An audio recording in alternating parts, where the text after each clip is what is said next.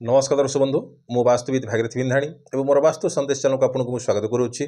जो दर्शक बंधु मैंने मोर वास्तु संदेश चैनल देखुं लाइक शेयर और सब्सक्राइब करूँ जहाँफल मोर उत्साह उद्दीपना बढ़ी रही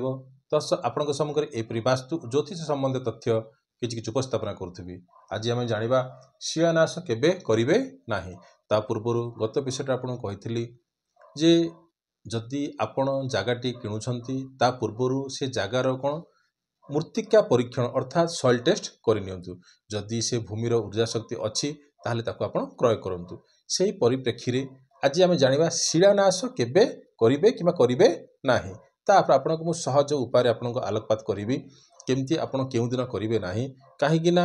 ई जो रहिला जदि आपनकर जागा हला जदि आपण शिलान्यास अर्थात कोन जो मुगुनी पत्थर आपण जो पोतिबे किबा आपनकर कोन पूजा करिवे ताहले सेटा केउ दिन करिवे नाही। किंतु आपणकर तो गुरुजी थे कि आपणकर कौन आचार्य थे कि आपणकर पंडित थे सी मैंने आपको तो जनईदेवे किंतु आप सहजरे केमी जानवे तापर आपको आलोकपात करी। हाँ दर्शक बंधु देखो ये जब आपंकर प्लट है ये पूर्व पश्चिम उत्तर दक्षिण यहपरी आपंकर कौन रहा ना चारोटी दिग रहा तो ये जो चारोटी दिगरे कौन 10 दिगपाल रही 10 दिगपाल अर्थात कौन अच्छी पूर्व में आपंकर इंद्र आसिले आप पश्चिम आसला आपंकर कौन आसिले ना वरुण आसला दक्षिण आसला जम आसला से उत्तर आसला कुबेर आसला आप पूर्व कौन ऐशान्य नैऋत्य तापर अग्नि वायु यहाँ आसला नाग आसला सेपट आसला आपंकर कौन आसो ना ब्रह्मा आसिले ये जो 10 दिगपाल जो रहिले नाग को अर्थात कौन जमती कि आपणकर गोटे संक्रांति अर्थात गोटे संक्रांति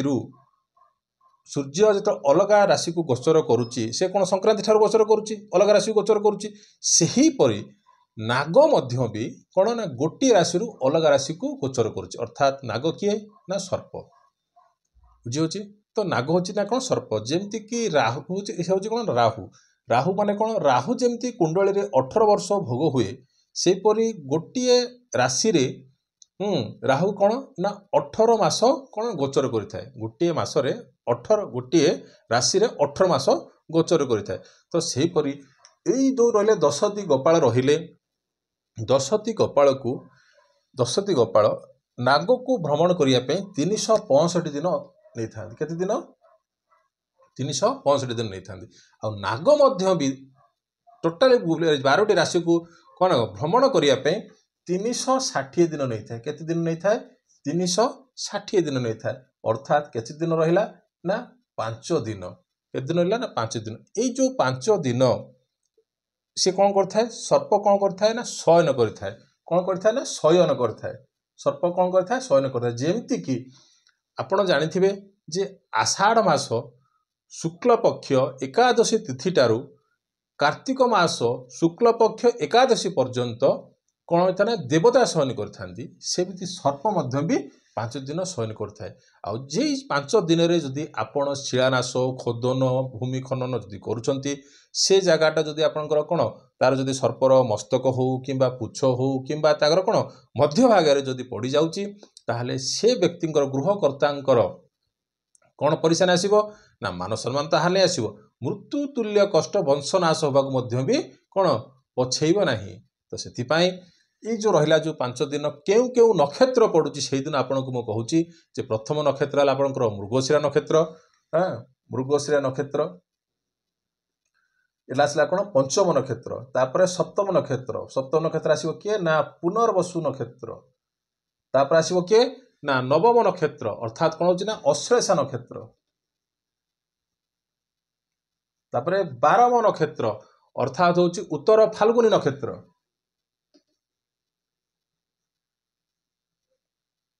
तापर आसो कौन ना 19 नक्षत्र अर्थात होची कौन ना मूला नक्षत्र तापर आसला 26तम नक्षत्र जोटा कि आपनकर उत्तर भाद्रपद नक्षत्र यही नक्षत्र रे केबे भी हेले ए जो 6टी नक्षत्र आसिला ए 6टी नक्षत्र रे केबे भी हेले आपण कौन करिवे नाही कौन शिलान्यास करिवे नाही जदि करुछंती ताले परिशानी आपनको देखा जिवो आ जोटा कि केते लोक करिसंती तांगर मध्य भी कौन फल पाई सारिसंती। तो कहवा कथा जे आपन टिके कौन सूचना दवा कथा आपन तो बहुत ज्ञानी माने कौन बहुत विद्वान अटंती किंतु ए जो कथाटा जो आपन को कहले याकू टिके बेसिकली ध्यान देवे जदि यही विषय आप अज्ञात रे जानी शुणी ताले आप माने हे ज्ञान करेंगे ताहले आप गृह करुँचे आप परिशानी निजे आप जानीपे ताले ये जो जगटा रहा जो रहा पूर्व पश्चिम उत्तर दक्षिण एपटर आसला आपंकर नंदा एपटे आसो आपंकर पुण्या एपटे आसो आप कौन ना भद्रा एपटे आसो रिक्ता आ मझे रहा कौन भद्रशिला ये जो पूजनटा जो करेंगे जो शिलाटा चारि कोण कर करेंगे कलश केबे भी हेले कॉर्नर प्लेस रे देवे नाही कलश जिते आप पूजा करुँच कि शिला पूजा करुँच केबे भी हेले कॉर्नर प्लेस रे रखिबे नाही कि समस्ते कहला भाया नॉर्थ ईस्ट अर्थात कौन आज ईशान्य कोण आत्मकर आसला साउथ वेस्ट अर्थात नैऋत्य कोण केबे भी हेले सेमती कौन जे खाली नॉर्थ ईस्ट आउ साउथ ईस्ट रे खाली शिलान्यास हम सेटा भूल तथ्य नॉर्थ ईस्ट आउ साउथ ईस्ट रे कौन शिलान्यास हम एटा हूँ भूल तथ्य एटा को आपन को बतेबी सूर्य वास्तु मंत्र अनुसार जो नाग जो कहली जो भ्रमणटा क्यों क्यों माने केमिति केमिति जाई थाए क्यों दिगा माने माने दिग देगी से जाई थाए तापर आपन को आलोकत करबी जे खाली ए दीटा दिग नाही आहुरी अछि आपन को जानिया पड़ियो जे केउ मासरे केउ दिनरे केउ तिथिरे केउ बाटे केउ माने दिगरे आपनकर भूमि पूजन शिलान्यास करिवे भूमि पूजन तो करिवे शिलान्यास केबे करिवे केउ प्लेस रे करिवे तापर आपन को मु आलोकपात करिवे नेक्स्ट एपिसोड रे तो रहा जो भद्रशिला रहा जो आप जो दुईटी चांदीर नाग हो किंबा सुनार नाग हो जब आप माने कौन पूजा करुँच यही समय नाग को केबे भी हेले ये जदि नाग है ये जदि नाग है तार फेसटा इाड़ को रहा यार फेसटा जदि एमती केबे भी हेले कौन फ्रंट टू फ्रंट रखिबे नाही जदि भी कौन ज्योतिष कि आपंकर जहाँ भी किसी पंडित जो मैंने अच्छा एमती जदि पाखापाखि भी रखिबे नाही पाखापाखि भी दुईटी नाग को केबे रखिबे नाही तो एक कथा को आपण निजे जानतु आ जो माने करूछंती पूजा पाठ तांकु मध्ये आपण जणांतु तो एई भळा रखिबे नाही जदि रखुछंती जनकर डायरेक्शन एमिति आला आउ जनकर डायरेक्शन टाको कोन करिवे याड को नै जिवे आ एमिति फ्रंट टू फ्रंट करिवे नाही एमिति फ्रंट टू फ्रंट करिवे नाही या द्वारा कोन हबो कोन असुविधा को माने सर्वनाश हबो जमती सर्प सर्प दुईटा जदि पाखरे पाखरे दिए कौन जमी पाटितुंड माने कंडल सृष्टि होता सेमती ये परिस्थिति आसो माने यहाँ रोचे कौन भद्रशिला आपंकर चारिपटे यही जगह आपंकर पूजा हम सेन्टर रे पूजा करेंगे ये माने जो पत्थरटा जो रहा भद्रशिला और कलश जो बसौं चारि कर्णर केबे भी हेले बसेबे पाखे बसैबे है तो आपन को बुझेली यही हिसाब से आप करेंगे आउ जो नक्षत्र गुड़ाक आप बेसिकाली ध्यान ने कौन जो नक्षत्र रहा 5, 7, 9, 12, 19, 26 यही नक्षत्र रे आपन केबे भी हेले शिलान्यास करिवे नाही। तो यही तो थिला